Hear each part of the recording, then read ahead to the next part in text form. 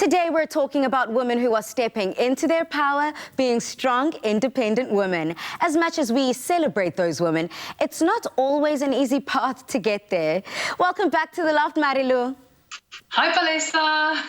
Now, Marilu, you are an intimacy coach, so girl, let's get up close and personal. Now, you work quite well with female clients around empowerment. What are some of the common topics that you see coming up from women? Thank you, Palesa. Yeah, I work with women in coaching as well.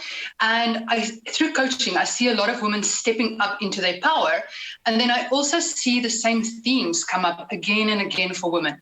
So there's something around internalized beliefs and fears that so many women carry as they become more of themselves, as they become more powerful, as they become more empowered. And I see the areas in their life that these fears and these internalized beliefs come up the most is in the workplace, with family, and then most importantly in romantic relationships. Girl, you know, that is a topic that we can speak about for maybe a full-on 5-hour seminar. So let's just dive into it. Let's talk about these romantic relationships first. What are some of the issues that women encounter in this area? So it's important to remember that these beliefs that we pick up, most of the time, they come from tradition, they come from culture, and they come from religion and society as well. And so we carry these beliefs within ourselves. So romantically, traditionally, in the traditional heterosexual relationship, there is a dynamic where the man is almost like the keeper of the house and the woman is in service to the man. So this is a very traditional structure. And now you're seeing more and more women step up into their own power, and women are amazing. They're building businesses. They are making more money than ever before. They're entering more leadership positions than ever before. But at the same time, they still have this internal conflict around their role as a woman.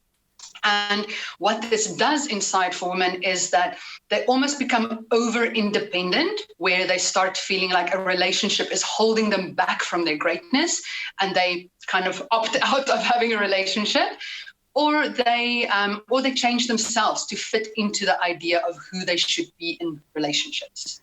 Now, Marilu, I'm sure a lot of us as women can identify with these different roles that you have identified, the roles that we assume within relationships. But what I want to talk about more specifically, especially for today's episode, we are talking about women being CEOs of their own world, of their own galaxy, as Toy DeLazy would like to say.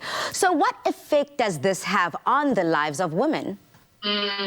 So in general, I see three things happening to women. So as I said, in relationships in the workplace, the first thing that happens is that women become over-independent, and they decide that all of these things are going to hold them back. So on a romantic front, they don't want the support from someone else.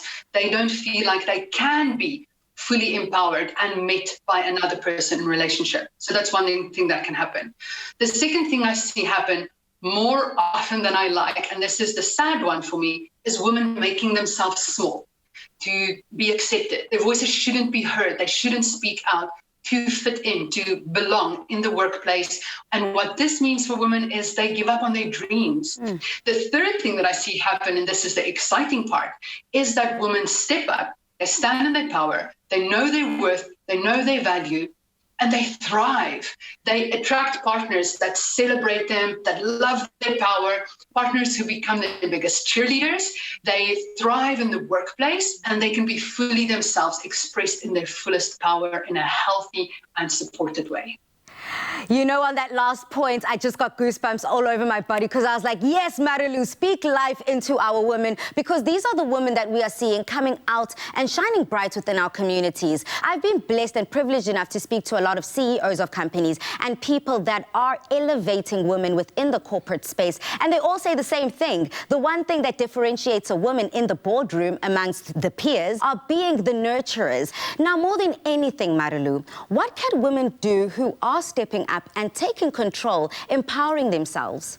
I so love what you said, because I almost want to give a permission slip to women who are in the process of empowering themselves, standing up as leaders, as entrepreneurs, as CEOs, to give them a permission slip to say, you can do it your way. So the old structure was one that was more masculine, but it is up to us to bring this new flavor into the structure as well. And this is a more heart-centered approach. It is a more empathetic approach. And it's not that the one is better than the other, but I think together it is stronger, having the logic and the structure combined with the heart and the empathy. And so to women who are standing up and stepping up, just know that you are worthy of love while you do this. You can be empowered and be strong and still be safe and still belong in your families, in relationships, in your peer groups, in your company. Your voice matters. And if you stand in your full power, you'll have so much more to offer the world, to offer your company, to offer the people that are in your life.